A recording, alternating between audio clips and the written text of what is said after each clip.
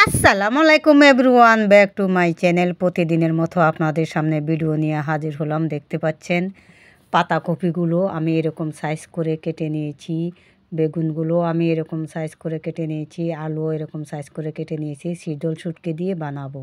আর এদিকে আমি দেখতে পাচ্ছেন টমেটোগুলো কেটে নিয়েছি, পেঁয়াজ কুচি করে নিয়েছি, কাঁচামরিচ কুচি করে নিয়েছি, ধনিয়া পাতাগুলো আমি কেটে নিয়েছি।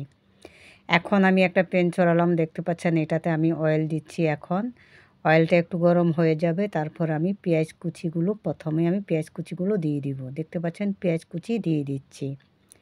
আর প্লিজ আপনারা আমার ভিডিওটা যেখান থেকে দেখবেন আশা করি ইনশাল্লাহ লাইক কমেন্ট করে যাবেন।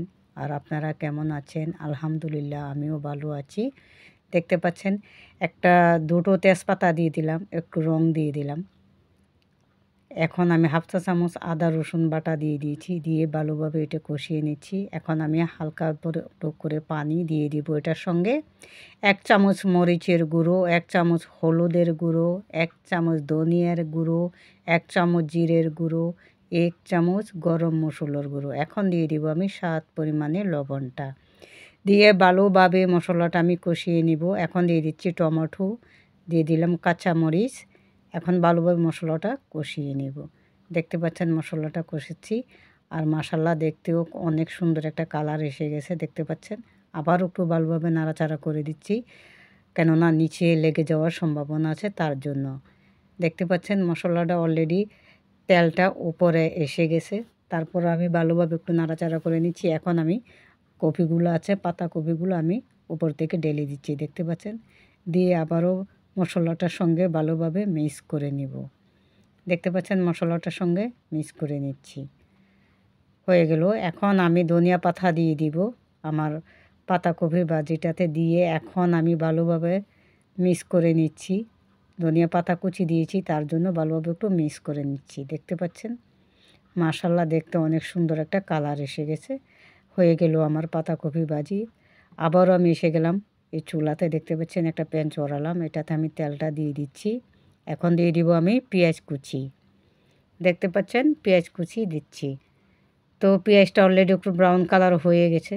দেখতে পাচ্ছেন এটা আমি শীতল শুটকি দিয়ে বানাবো, মশলা বেশি দিব না। এখন আমি বেগুনগুলো দিয়ে দিয়েছি এটার সঙ্গে, পেঁয়াজটার সঙ্গে ভালোভাবে ভেজে নিব। দেখতে পাচ্ছেন ভালোভাবে ভেজে নিচ্ছি, একটু নাড়াচাড়া করে নিচ্ছি। এখন আমি দিয়ে দিলাম 1 চামচ মরিচের গুঁড়ো, 1 চামচ ধনিয়ার গুঁড়ো, স্বাদ পরিমাণে লবণটা দিয়ে দিয়েছি।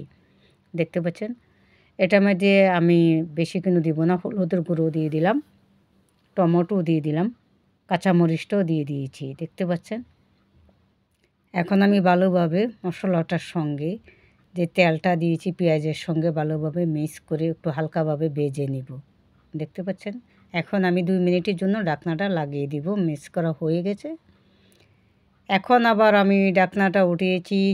অন্য চুলাতে আমি গরম পানি বসিয়েছিলাম, ওই পানিটা আমি এটার সঙ্গে ইউজ করতেছি। দেখতে পাচ্ছেন মাশাল্লাহ তরকারিটা দেখতে অনেক সুন্দর একটা কালার এসে গেছে। এখন আমি দিয়ে দিচ্ছি ধনিয়া পাতা কুচি। এখন দিয়ে দিব দেখতে পাচ্ছেন মজাদার শীতল শুটকি, দুটো শুটকি দিয়ে দিচ্ছি। দিয়ে দেখতে পাচ্ছেন এই শুটকি দুটো আমি ভেঙে দিচ্ছি ভালোভাবে। বেশি নাড়াচাড়া করব না, কেননা বেগুনটা ভেঙে যাওয়ার সম্ভাবনা আছে। দেখতে পাচ্ছেন আমি উপর থেকে রসুনটাও দিয়ে দিয়েছি। আর খেতে অত সুস্বাদু হয়েছে, মাশাল্লাহ মাশাল্লাহ আলহামদুলিল্লাহ। তো আমার ভিডিও এই পর্যন্তই, আশা করি আপনারা ভালো আছেন।